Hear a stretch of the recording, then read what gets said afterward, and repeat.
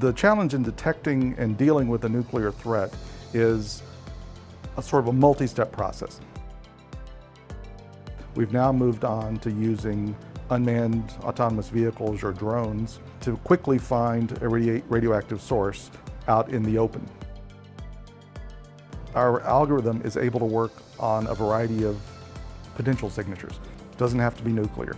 We could look at a chemical threat, we could look at something like a gas leak, we could even look for people lost in the mountains.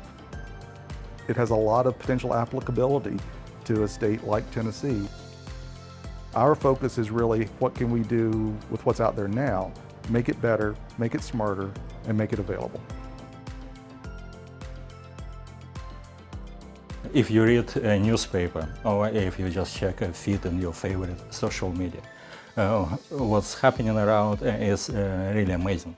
We live in a world that is increasingly connected, and if we really want to make this world better, we need to understand how social institutions and societies emerge, function, and how they break down.